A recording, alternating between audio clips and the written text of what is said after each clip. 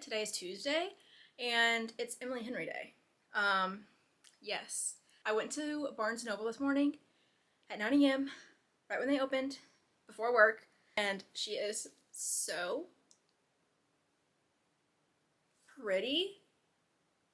Like, I love the pink, but I also love the other versions where it's more reddish orange, because we already have a bright pink book, and that's Happy Place. So I don't know how I feel about that. But yeah, I'm really excited. The inside pages are so pretty. I love it. I have seen different reviews about this, and I'm honestly scared. I will try to record all my thoughts and my progress while I'm reading this. And I'm really scared, honestly. Really scared. I'm not going to be able to start until later tonight because I have some work things I still need to do, but I will update you guys when I start reading this.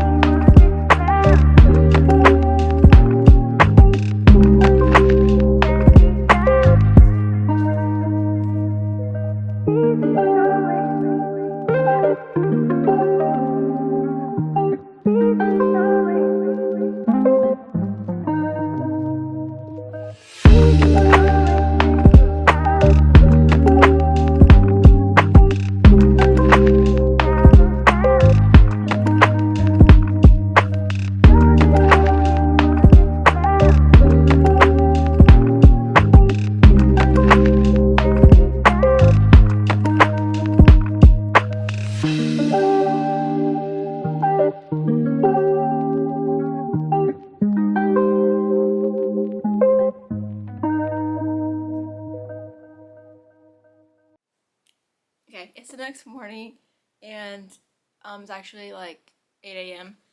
the next day, and I just got ready for work. I'm about to leave in a few minutes, but I just wanted to give a quick update on my thoughts on Great Big Beautiful Life because I am 110 pages in, and I don't know how I feel. Honestly, I don't know what to say. It's definitely different than her other books. Like, really, I don't know. I don't want to say too much. Before I went into this, I watched someone else's review on this book, and I think I kind of ruined it for myself by doing that, because I feel like when it's such a highly anticipated book and you listen to someone else's or read someone else's review or thoughts about it, it's kind of just been sitting in my head, and like I can't get it out like while I'm reading it. If that is determining how I feel about it, so I would just go into this like, don't listen to other reviews if this is a highly anticipated book for you, or if reading reviews kind of like affects your own thoughts while you're reading it, because I feel like that's how I'm feeling right now. But basically, 110 pages in, the synopsis of the story, Hayden and Alice are competing basically to write Margaret Ives' life story, her biography, and she's testing them out on a 1-month trial where she's gonna pick one of them at the end of the month to see like who she thinks she gets along with, whose writing she likes better. And Alice, this would be her like big breakthrough, this story. And then Hayden has a couple of books under his belt. He's a bit more well known. He's won a Pulitzer Prize, that kind of thing. So they're competing, and I feel like I know more about Margaret than I do about Alice or Hayden. And I get not knowing much about Hayden because it's not told in his perspective. But even Alice, I just feel like I'm 100 pages in and I have not connected to her at all. Like, I don't know. I don't want to say anything bad. I don't want to say anything yet because I just don't know like what's going to happen. And I feel like there's some plot twists in this based off of what I've seen from other people's reactions. And I don't know. I feel like this is, from where it's going right now, it seems like it's a Seven Husbands of Evelyn Hugo, Emily Henry's version. This is what it feels like. Just because of the interview style, and you get like the story of Margaret from back in the day. Like, you get like when she's telling it, it'll flash back to like what the actual story was, and not like what the media version of it was.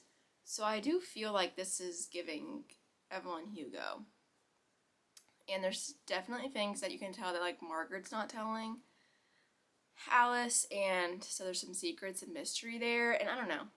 I don't even know if I'm intrigued by that alone. Like, I just don't go into this expecting instant, well, not instant, but like don't go into this expecting romance. I think this is definitely leaning towards more fiction, and I'm 100 pages in, so I feel like it's safe to say that. I don't know, I might be wrong. I mean, I don't know. It's just hard because it's Emily Henry, and I don't know what to think yet. So, and normally when I'm this far into a book, or especially an Emily Henry book, I can kind of already know like which way I'm leaning rating wise, or like how I'm feeling about it. But this one I just don't know. I don't know. Right now, where I'm at in the book, I don't see this being a 5-star, which is really sad. But definitely a 4-star. It's definitely in the 4-star range. I don't think anything could make it less than that, just because I love her writing in general. I don't care if I did enjoy the plot as much. Her writing is just amazing, and I am enjoying the plot. It's just not what we're used to as Emily Henry readers. So, yeah, those are my thoughts. I tried to match the book today. I'm wearing like a pink tank top and some yellow shorts. You can't see them, but yeah, I don't know. Yeah, update you guys tonight when I read some more when I get home from work. And yeah, it's not like, I mean, I read this pretty fast all last night, so obviously there's something about it that I'm enjoying. I also really love like the inside pages. They're so pretty. I don't know if I said that already. Yeah. Anyway, those are my thoughts. I'll see you guys later tonight.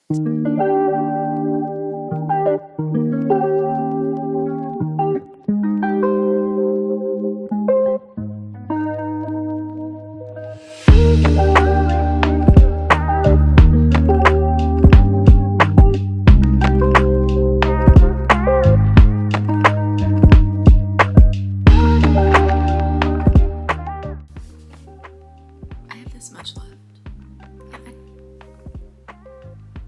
I don't know how anything's going to be finished in this amount of pages. I'm concerned. But we'll see.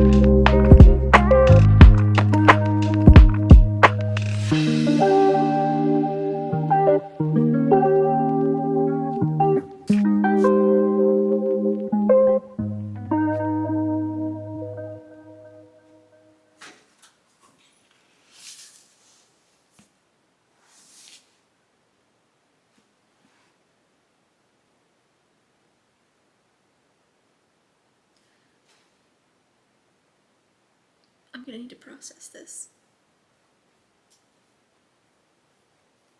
I'm gonna need to process. Yeah.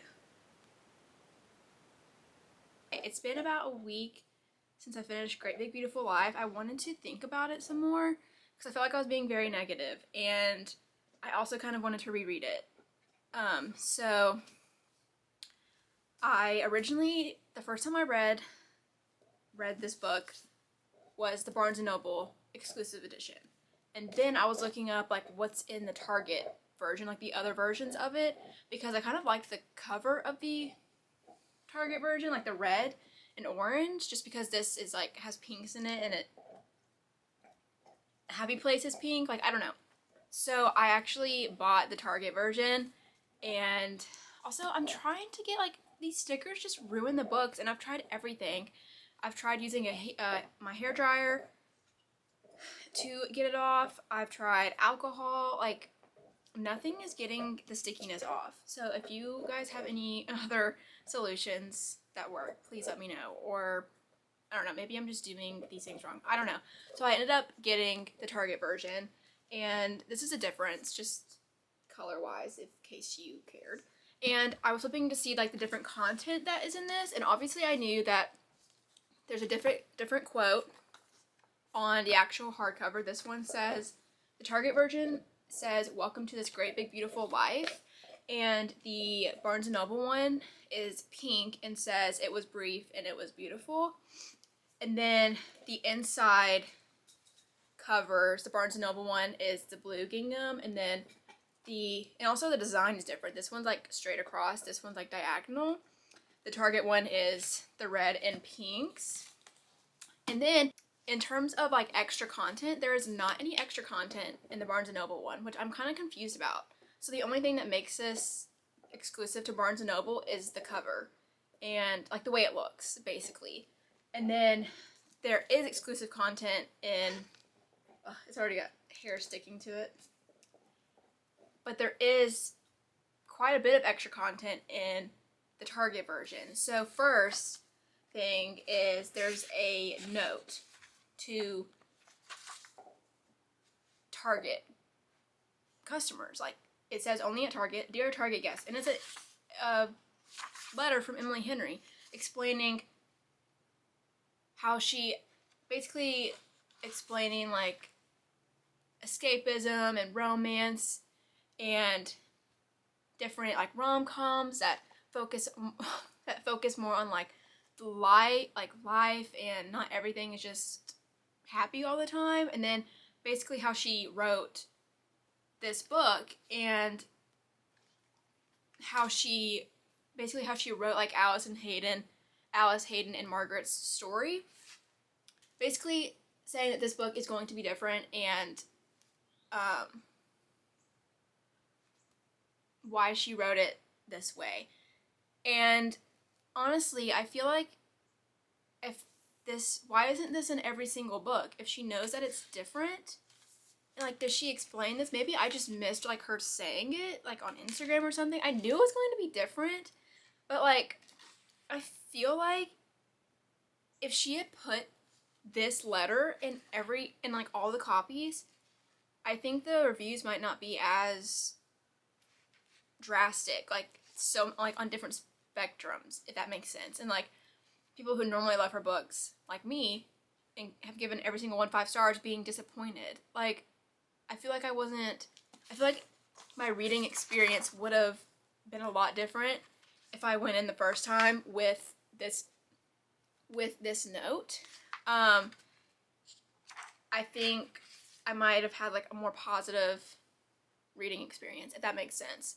So that is like my first thing that I don't know, that annoys me. I don't know how to describe it. I don't know how they determine like what goes in like different versions, but I just wish there weren't different versions of this book specifically, because it is different from her other ones. Like I feel like they all should have included the same content, like with that letter.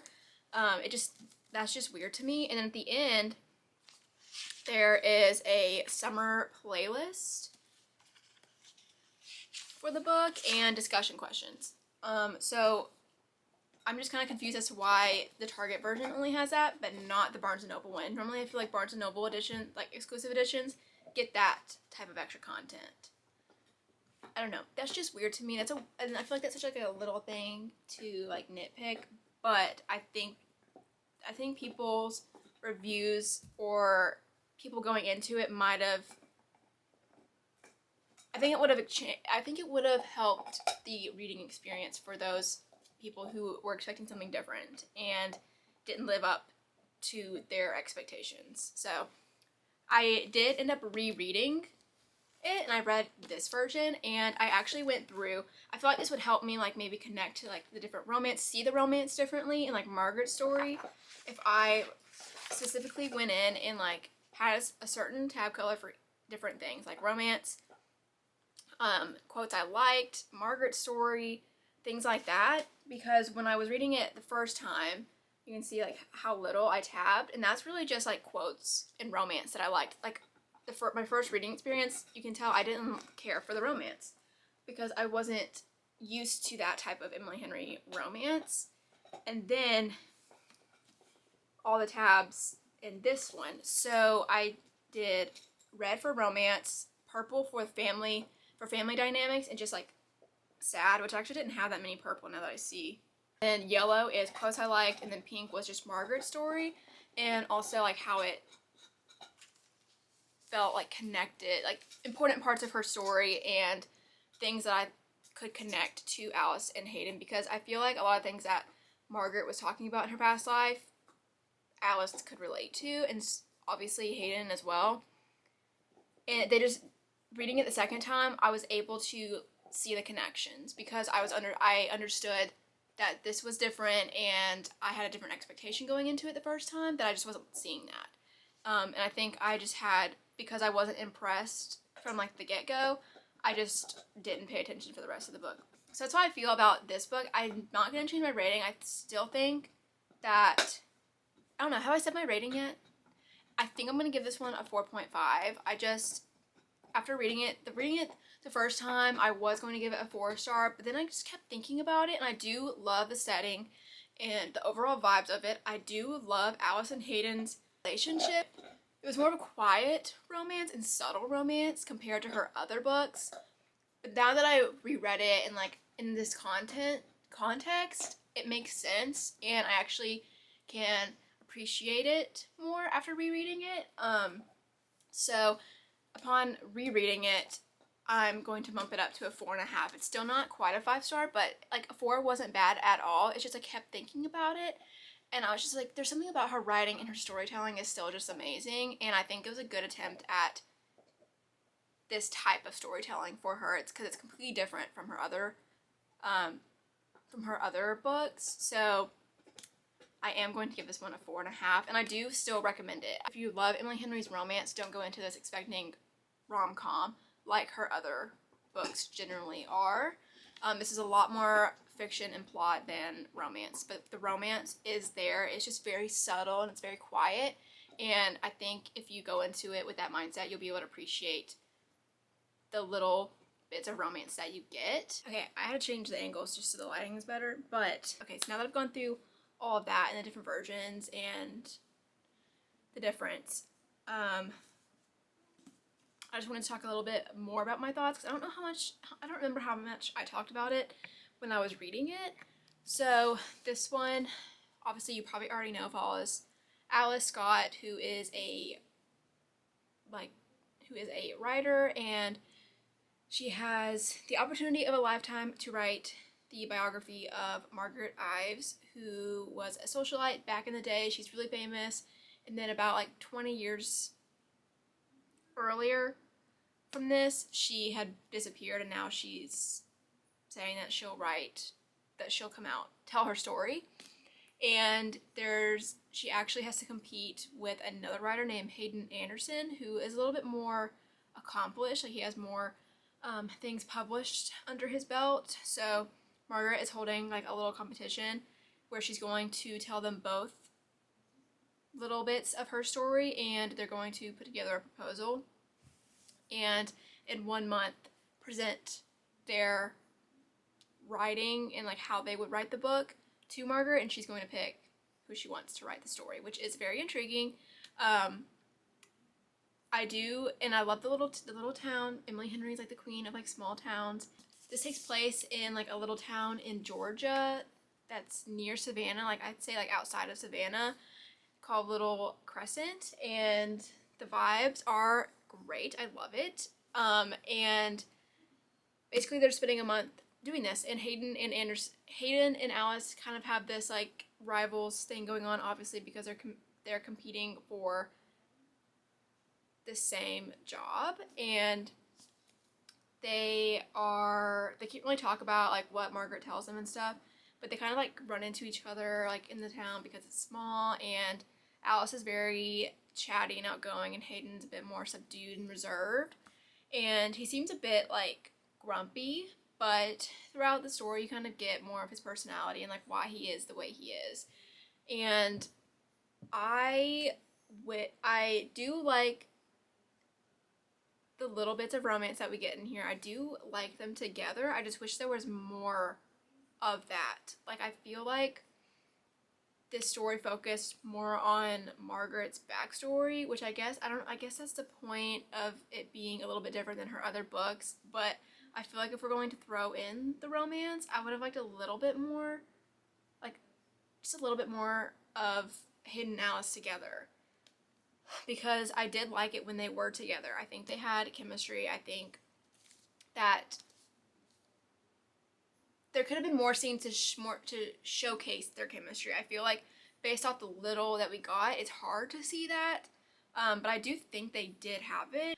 I do think, not their personalities, but I do think that they were good for each other, and they both have different qualities that are good for the other person, and I just wish that we got more of them together. And they only spent a month writing this, like, in this town, so it was kind of insta-lovey, but I think in the context of like what they were doing in the small town, like, and they kept running into each other and there's tension, I just think that it made sense. Like, it didn't feel insta-lovey to me, but I just wish we had more scenes of them together. And because I think it focused more on just Margaret's like family and backstory, like, I feel like I got too much about her family tree. Like, I don't really get like where Margaret comes into play in this whole story, in her whole family story, until about like halfway. So you're reading about like her great grandfather and what he did. I had to literally, when I was rereading it, I had to like write my own family tree, which, that's another thing. I wish she had included like a family tree or something, because even Alice, when she was talking to Margaret and trying to keep track of all the people, she was like, okay, the book's gonna need a family tree of some sorts just to keep track of everybody. And I'm like, yeah, because there are so many people. And the first time I was reading it, I was like, I feel like I just stopped trying to figure out who was who and like how they were related. I was just like, they're related somehow, whatever. I just didn't care too much about her family tree, and I think if that was included in the book, it would have been easier to follow along and maybe made you care more, because you were understanding like who was who. So that's my opinion on that. And then the ending felt a bit rushed. Like, there's like a plot twist that happens at the end, basically.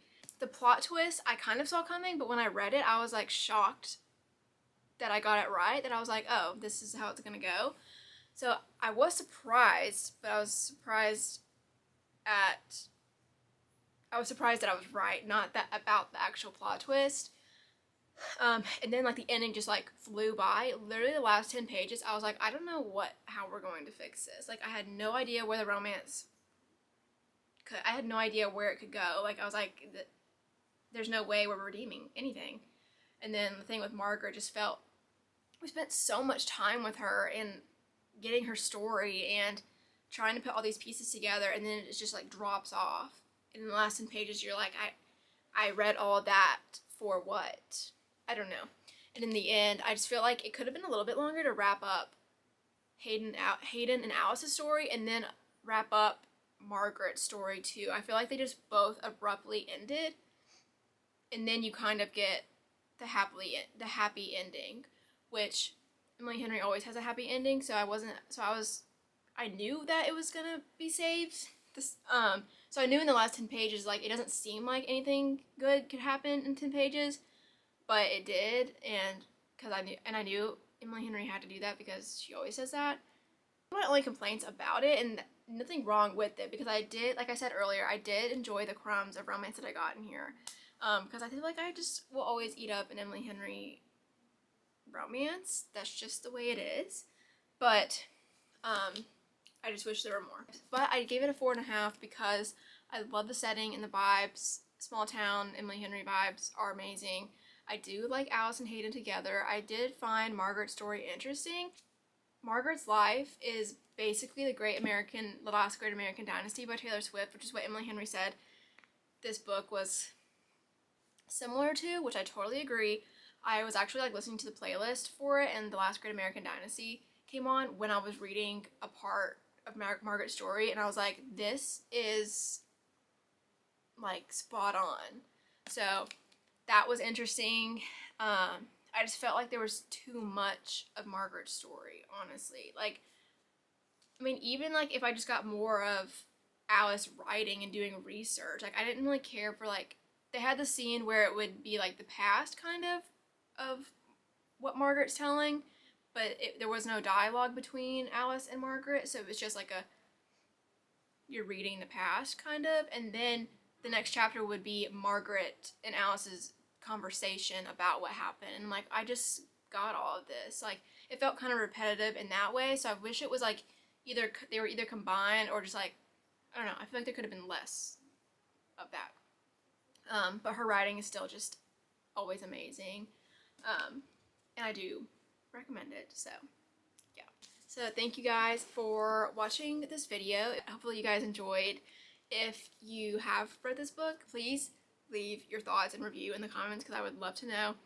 And hopefully I'll see you guys in the next one. Bye!